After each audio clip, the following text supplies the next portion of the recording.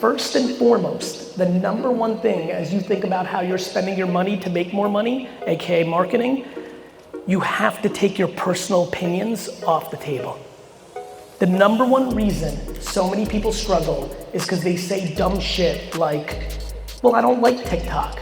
Who gives a fuck, Carl? Do you like money? The biggest vulnerability in this room is not being smart enough or being hungry enough. It's just actually not knowing how to dominate when it comes to people relationships. You know, I think most people that would be in a room like this, if you're here, you're doing shit. Let there be no confusion. If you're here, you're doing shit, right? You know, especially for somebody, if you're 24 hours into feeling like, oh, Carl's really crushing it or Susan's doing it, if you feel any level of like that, you're completely confused, because if you're here, you're doing it, right? The question is, how big is doing it? And what do you actually want? And I think the thing that I would really try to land first before I go into other subject matters is, you'd be stunned how much your personal upside is being capped if you aren't profoundly kind to the people that work for you. It is a very grandma statement. It's a very kind of like foofy kind of like, the world is kind shit, but it is profoundly impactful. And so I would bet the farm that many dozens of people in here are dicks to their team. I would bet the farm on it. It is just the way the business world is. It's the way society is. And I beg for the people in here as I'm going on this subject matter, if it gives you any thoughts or feelings, if you want it for you, I promise you that what's happening underneath you and how you're setting the tone and what you're doing is a huge impact on your zeros. This is not about entitlement and letting people get lazy and like silly non-results things. This is about building empires. This is about building big empires, but you would be stunned, I believe. And the reason this is an important subject matter is I'm sure at this point, plenty of people have heard about the Great Resignation, right? Because of COVID. The thing that I'm way more worried about as all of you go on your journey to build the things that you want to build is the great never applying in the first place. The amount of options 17, 19, 22-year-olds have going into the world, and they're aware of it, of how easy, that will be the word I use, it is to make $60,000 a year flipping on eBay, making content on TikTok, dabbling in NFT land. There are so many more options than what we grew up with if you're over 35 here, that it's profound and people are missing what's actually happening. And this is an absolute subject matter that I hope you take very seriously. If you are not focused on retention, people actually wanting to stay, if you are not focused on retention first, you will lose. And when I say lose, you'll still win, but you'll lose upside that you can't even see. So it's incredibly important, since we have time together on this day, that we nail this subject matter, which is first and foremost, the number one thing as you think about how you're spending your money to make more money, AKA marketing, you have to take your personal opinions off the table. The number one reason so many people struggle is because they say dumb shit like, well, I don't like TikTok. Who gives a fuck, Carl? Do you like money? This is the profoundly most fundamentally silly thing that I hear every day of my life. Gary, I don't get YouTube, but trillions of people do. I don't like it. You probably don't like a lot of things you do every day. If you're here, you know my favorite thing about a group here is that you eat a lot of shit every day to make it happen. There's plenty of things you don't like. This is not about what you like or what your opinion is of a platform, or you don't like technology. I mean, some people try to go so lofty with me. Gary, I'm not doing it because it's bad for the kids, right? Like, or they go political. It's like looking for any excuse not to put in the work to something they don't understand yet. And so for me, when I look at the landscape of what's happening in the world, the speed in which attention is shifting is profound.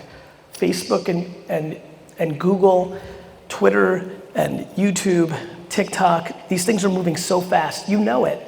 TikTok came out of nowhere for most of you in the last 24 months. Elon bought Twitter yesterday. This stuff is just moving. It's moving and it's moving fast. And you have to understand that even more importantly than balancing your checkbook is your ability to understand where your customer's attention is and how to make pictures, videos, the written word, audio to get in front of them and do business.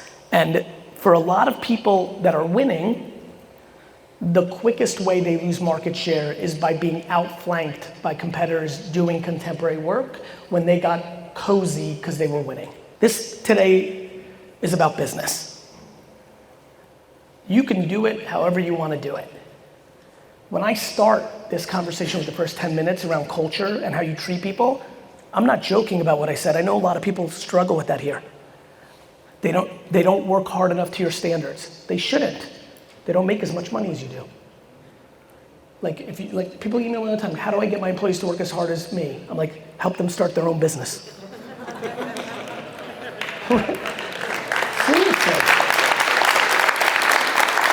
I appreciate that. These are the important conversations. Because when you win this, when you figure out how to build an actual team, you can scale. I could do a lot of things, but you can only do so much. So many of you are carrying way too much stuff because you're not building teams. You're a micromanager, you're insecure, you're not building up retention. You can't create scale. It's only people. It's people. And so that's a huge combo. And then the second part, and then Thaddeus, I think we should get up here and do some Q&A. The second part is something we really need to spend time on while I'm still here. If you do not have a contemporary marketing plan, you are losing market share, you are losing growth.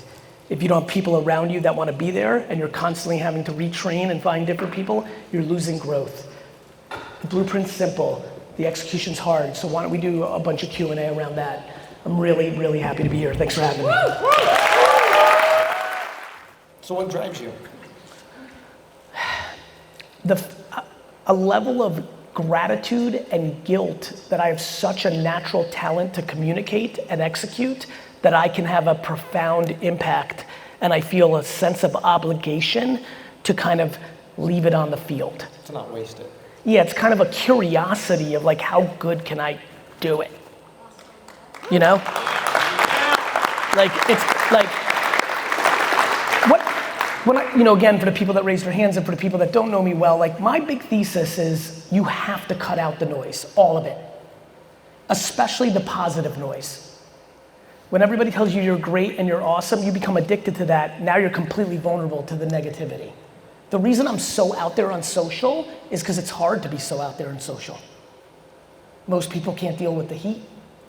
They don't like when somebody says they're ugly or stupid or full of shit or a scam artist or they suck or they're overrated. People don't like that.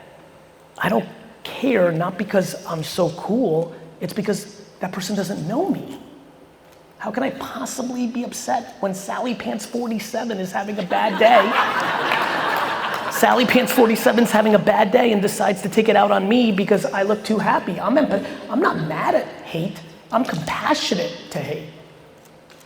But at the same token, knock on wood for me, 90% of my comments are just little goat emojis. and that requires even more tune out. Because when you get high on your own supply, it's a wrap. So I know that I know I've heard you talk a lot about, well, I know like you said, from switching to, when you said that, I was thinking of my mom because she was in school and they said, oh, we're going to email. And she's like, why the heck would we use email? I can just walk down to the other classroom and just, give, teacher so-and-so a message. I know I've heard you say you're bullish on TikTok. Do you know, I apologize, do you know that when Canvas came out, all the artists said that wasn't real art, that if you didn't put it on buildings, it wasn't real art? You should go read what they said about the television. Like, we always demonize new technology. Humans are incredible at romanticizing yesterday and demonizing today. So I get it.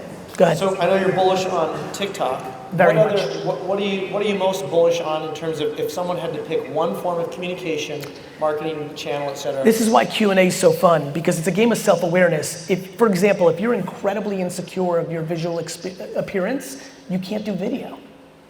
It's a mental block. right? So now you might have to do audio, which all of a sudden becomes, should you do Twitter and do audio posts and post there, right? Like, for example, even though I'm a 5 or 6 time New York Times best-selling author, I can't put 2 sentences together.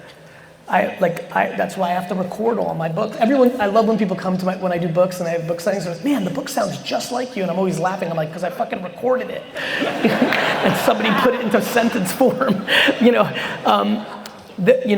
So for me, I'm not going to go to LinkedIn and write 4 paragraphs over, while I have a cigar or a glass of wine or on the treadmill, like we're walking, But for me, as many of you know, video comes very natural. So I think first, you have to know yourself of what format allows you to communicate. For a lot of people here, being an independent, a little scary. Maybe having a sidekick or a friend, now all of a sudden you got a podcast, right? So you have to know yourself first. After that, to be very frank, if you actually know how they all work, they can all be great. You can dominate on Twitter. You can dominate maybe you're a great host or hostess. All of a sudden, maybe it's a Facebook group that you should be building, right? So there's a lot of ways to win.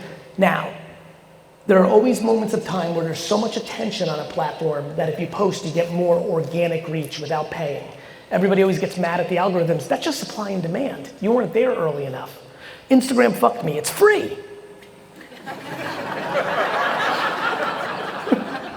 I get like 1 billion DMs from influencers. Gary, Instagram fucked me. I'm like, it was free. You made millions, it was free. So the algorithms change not because you're a conservative, it's because they're running a fucking business, and more content means less, and less consumption means supply and demand. More kids went from Instagram to TikTok. More people are posting to Instagram than they did 2 years ago. What do you think is gonna happen? Of course your video is not gonna get 100,000 views anymore. It's gonna get 40,000. It's called supply and demand of attention. That's what I trade. That has been the foundation of my career. I had email newsletter in the 90s that had 95% open rates. I bought every wine term in the world on Google AdWords the day Google AdWords started. I started a YouTube show, long form, was one of the first 5 humans on earth to do it. I was one of the first 30 people to have 1 million followers on Twitter. Like, this is my career. And so I understand it. And so the answer is figure out your form of communication. If you're capable of doing TikTok, you go all in. And TikTok is not, 3 years ago, I'm like, TikTok, TikTok, TikTok. And everyone's like, it's 14-year-old girls dancing. I'm like, for now. Facebook used to be just college kids. Now it's just grandmas. It changes. Shit changes. It evolves. And so I'm on Facebook quite a bit. No worries, mate. Me too. Listen, I just got done saying it's my favorite platform right now because, no emotion, complete detachment. Complete detachment. It's just whatever the market wants. And so many people make judgments subjectively in their mind about things, and it's a mistake. This is very important. You have to ask yourself what your relationship is with money. It's imperative. So much of my luck is because I don't like it enough. All my friends are like, all my friends have, I have so many friends that have moved to Puerto Rico and Miami and Texas. It's fucking out of control, right? And they love to razz me. They're like, you're in fucking, not only are you in New York, you're in New York City, you're paying city tax. They'll go on a whole 13 and I make real money, that's real money. And they'll go on a 13-minute fucking rant. And then I'm like, I don't care. And they're just baffled. I'm like, I like New York. I need the action. I don't want to fucking live in LA or Miami or Puerto Rico or fucking Ecuador. I want to live in fucking Manhattan. And so but for other people, they love money. And guess what? Zero judgment. Who the fuck am I? Fuck me, I don't care. If they wanna move from LA to fucking Austin, Texas, knock yourself out. If you wanna move from fucking Connecticut to fucking the outskirts of Miami, have a fucking ball. The thing that I love is my mom has no idea who Gary is. I have some real hopes and dreams. I actually have no expectations of anybody or anything, which is why I'm always happy. But I have real expectations about heaven. I've got some big hopes and dreams for heaven. There's two core things I'm really hoping about heaven. One, that everyone's there and I can have some real talks. I got a lot of questions from the people that are not around anymore. And two, which is really cool, I think you're gonna like this. I think that heaven has some weird version of Google. Where, this is like, I dream about this, where you go up there and you can type in anything and heaven will show you what would have happened. For example, first thing I'm doing when I get to heaven, first query, heaven, show me the time I came closest to dying without knowing it, enter. And I have these two core scenarios. One, if I would have eaten that peanut, I would have choked on it and died. Or two, my favorite one, the time I forgot my keys in the house, ran out, forgot, ran back in and grabbed them, but had I grabbed them, I would have got hit by a bus and died.